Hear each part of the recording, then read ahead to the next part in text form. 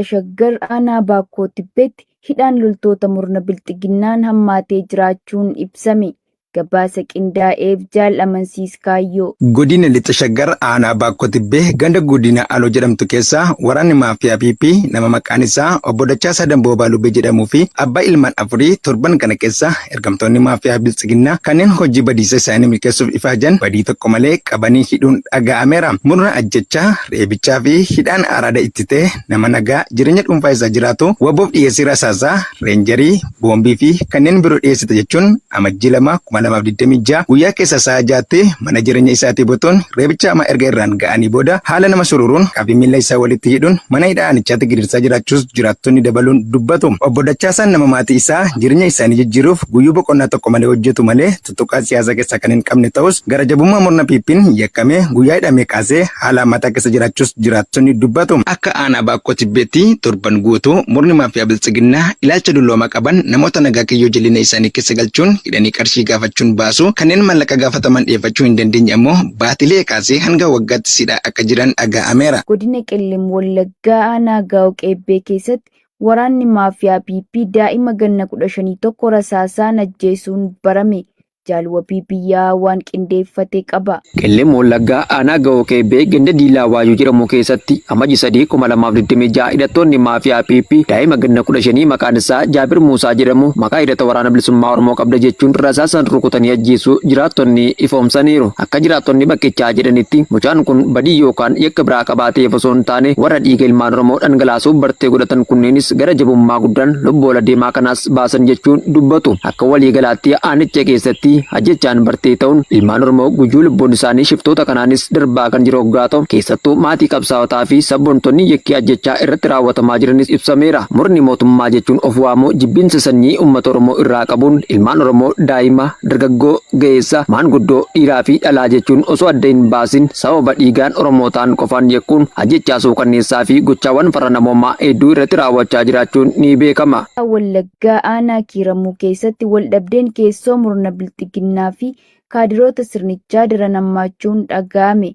Jaal yaadannoo Oromiyaa dabalata qaba. Godina Baha Wallaggaa aanaa Kiiramuu keessatti gaafa amajjii 3 bara 2026 hoogganaan paartii aanichaa fi bulchaan aanichaa waldhabdee irraa kan ka'e hoogganaa paartii aangoo irraa buusanii jiraachuu maddeen qabatamoo keessa beekan har'aata biyyoolessa Oromiyaatti himan. Kaabinoonni aanichaa bakka adda addaatti wal qooduun qeeqa jajjabaa wal irratti kakaasaa jiru. Waldhabdee isaanii kanas yeroo garaagaraatti dhoksaan furuuf yaalamus hin danda'amne aanicha keessatti maqaa gibiraa, inshuraansii fayyaa fi kanneen kana fakkaatan da'eeffachuun saamicha daran hammaataa ta'een uummata gidirsaa jiru kanumaan wal qabatee ta'uu hin oollee jedhamee shakkama mormiin kaadiroota murna bilxiginnaa kan eegalame jechuun maddeen keenya kun dabaluun dubbatu. Uummata Oromoo qe'ee isaa irratti salphisanii saamichaan araddaa isaa golgoleessuun hedduu ajjeesanii gatuu kanneen aadeffatan ergamtoonni dantaa mataa isaaniif qofa jiraatan akeeka maleeyyiin waraana faashistii PP fi kaadiroonni sirnichaa waliin ta'uun yakka akka salphaatti himamee hin goolabamneen uummata keessaa dhalatan erga mancaasanii booda dafqii fi himimmaan uummata bal'aa summii itti ta'uun walii isaanii walitti diinomuurraan kan ka'e aangoo irraa wal buusuu fi walitti dhaadachuu irratti kan argaman ta'uu isaanii qabatamaan kan mul'atudha.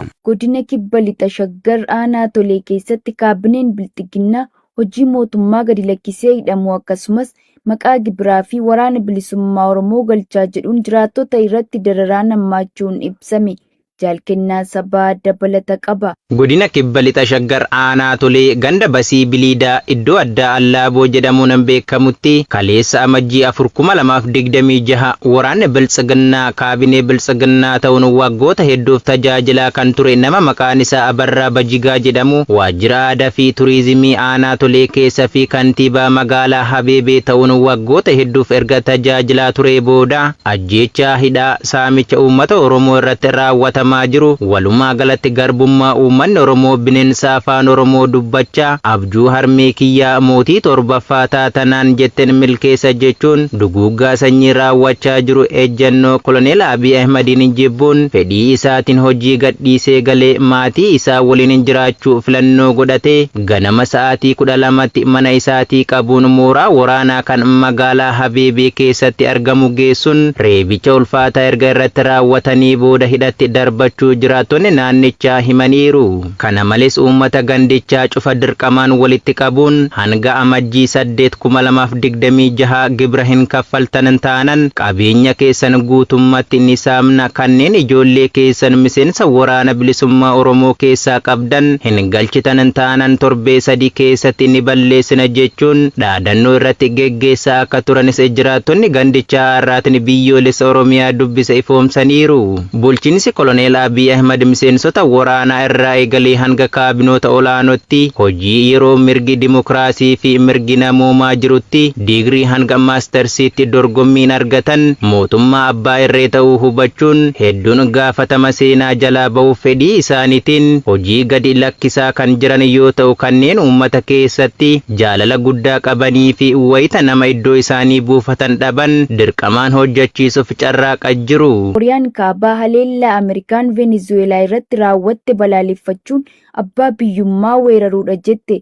Jaalsabaafan waa gaarii dabalata qaba. Kooriyaan kaabaa haleellaa Ameerikaan Venezuelaa irratti raawwatte bifa weerara abbaa biyyummaa isa amaa jechuun balaaleffachuu dhaabbanni oduu mootummaa KCNA dilbata kaleessaa ibseera. Taateen kun fakkeenya biraa gowwoomsaa fi gara jabummaa Ameerikaa ammas ifatti kan mirkaneessudha jechuun KCNA dubbi himaa ministeera dhimma alaa Kooriyaa waabeffachuun dubbataniiru. Ibsi kun kan kenname Kooriyaan kaabaa kaleessa hoogganaan Kooriyaa kibbaa Chaayinaa michuu olaanaa Pyongyangitti yeroo daawwannaa mootummaa jalqabanii misaayila baalaastikii furguggiftee booda. Pyongyangi haalli amma Venezuelaa keessa jiru eenyummaa caasaa hariiroo naannoo fi idil addunyaa mirkaneessuu irratti bu'aa hamaa fideera jechuun Reuters gabaaseera. Waashingten magaalaa guddoo biyyattii Kaaraakaas akkasumas naannolee biroo irratti haleellaa waraanaa guddaa raawwattee hoogganaa kana erga buttee booda Ameerikaan pirezidaantii Venezuelaa Niikoolaas Maaduroo atattamaan akka hiiktu Chaayinaan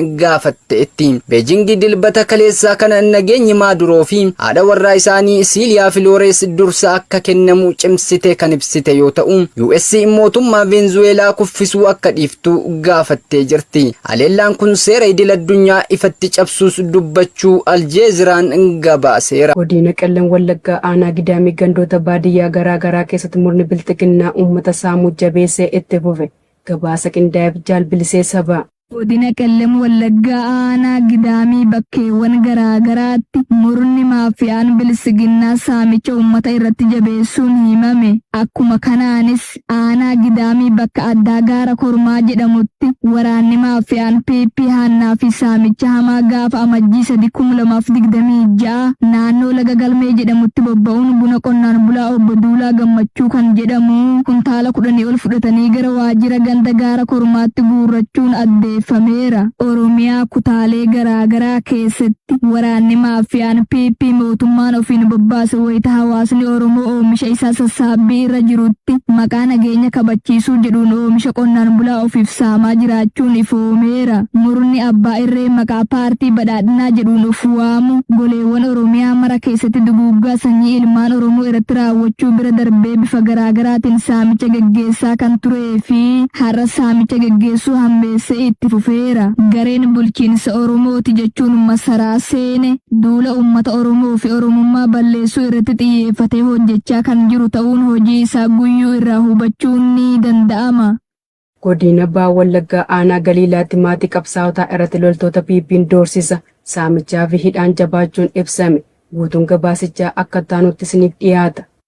Godina Baha Wallaggaa aanaa Galiilaa ganda muka arbaa diimaa keessaa waraanni bilxiginnaa amajjii 2026 maatii qabsaa'otaa hidhaatti guuraa kan turan yoo ta'u, isaan keessaa aadde Qanee Jabeessaa haadha ilmaan afurii kan taate maqaa ilma keetu bosona jira jedhuun qabanii bulchiinsa aanichaatti gidirsaa jiraachuun ibsameera. Kana malees guyyaadhuma kana dargaggoo maqaan isaa Abrahaam Abdiisaa jedhamus maqaa obboleessa keetu miseensa waraana bilisummaa Oromooti jedhuun qabanii waajjira poolisii aanichaatti raarsaa jiraachuun kan himamu yoo ta'u, aanaadhuma kana ganda malkaa lammii keessaa ammoo muddee 29/2025 nama maqaan isaa obbo Fiqaaduu Guddataa jedhamus qabanii hidhaatti galchuun dararaa akka jiran ibsameera. Aanaa Galiilaatti kaabinoonni murna PP ilaalcha garaa garaan namoota nagaa yakkanii addattuu maatii qabsaa'otaa fi sabboontota ilmaan Oromoo hedduu jireenya isaanii manneen hidhaa taasisuun qorqalbii dhalootaa miidhaa kan jiran oggaa ta'u namnuu qe'ee isaa keessa jiraachuuf wabii jireenyaa dhabee akka jirus dubbatu.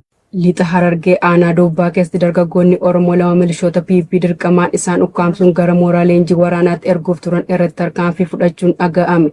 Jaal Erbuu Dhugaa waan qindeeffatte qabdi. Godina Lixa Harargee aanaa Doobbaa ganda Wasarbii Araddaa Misira Cilfaa jedhamu keessatti gaafa muddee 30,2025 hidhattoonni PP bakka dargaggoonni walitti qabamanii taa'aa turanitti marsuun dirqamaan qabanii gara mooraa leenjii waraana Impaayera Itoophiyaatti erguuf wayita yaalan dargaggoonni Oromoo 2 gocha diinummaa kana balaaleffachuun milishoota sana keessaa nama 2 kanneen maqaan isaanii Aammannuur Mankiree fi Abbaas Adamee jedhaman irratti isin maaliif mootummaa gabroonfataa dargii nuti taatu jechuun miira aariitiin tarkaanfii fudhatanii fiiganii jalaa bahuu maddeen himan. Haaluma kanaanis dargaggoonni kunneen milishoota irratti tarkaanfii fudhatan kanneen keessaa Abbaas kan jedhamu miila isaa yoo cabsan Maammannuur kan jedhamu ammoo cuubeen waraanuun miidhaa ulfaataaf saaxilanii jiraachuus maddeen arraata biyyoolessa Oromiyaatti himaniiru. Akka maddeen himanitti taatee kana boodas hidhattoonni sirnichaa gara mana maatii dargaggoota kanaa deemuun waan milishoonni kunneen ittiin yaalaman dirqama kennuu qabdu jechuun qarshii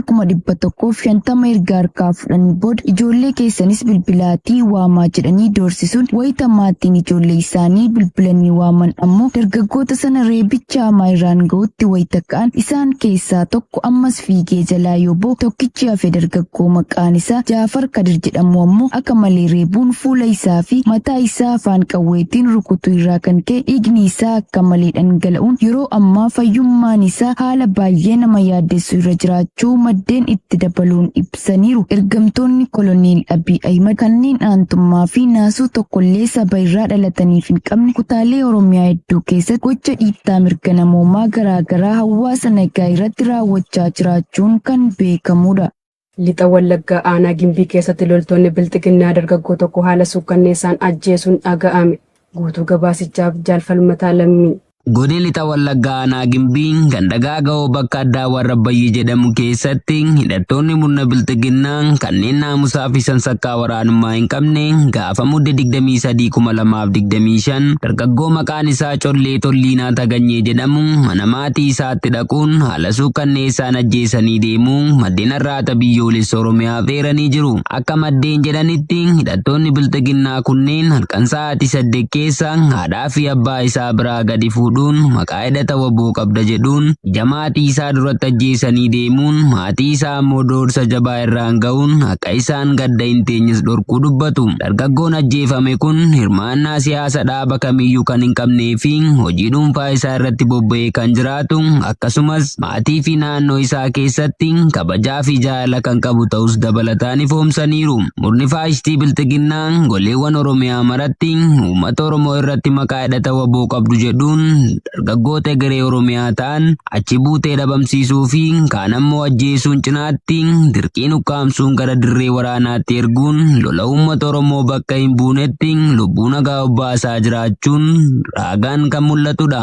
Gareen mirgaaf falma mormii torbee tokko keessatti Iraan keessatti yoo xiqqaate namoonni 16 du'an jedhan dabalatasaaf Jaal Booree Addunyaa.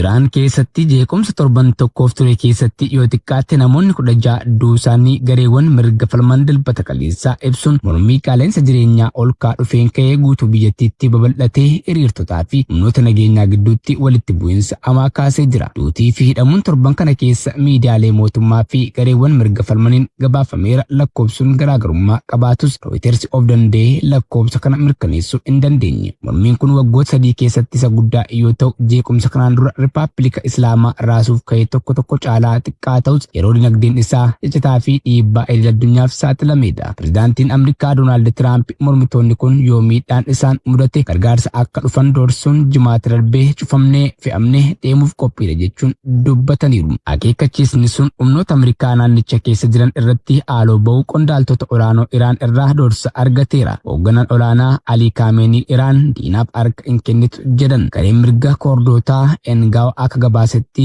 erga mormiin kun jalqabee yoo xiqqaate namoonni 17 ajjeefamaniiru. Neetworkiin falmitoota mirgaa Aranaa yoo xiqqaate namoonni 16 ajjeefamanii 582 ammoo to'annaa jala ooluu ibsee jira. Poolisiin akka jedhetti magaalaa guddoo Teheraan keessatti qofa namoonni 40 mormii yaadaa uummataa jeequmsaaf kaayyeeffate irratti maxxansa sobaa jedhanii waamuun to'annaa jala ooluu isaanii ibseera.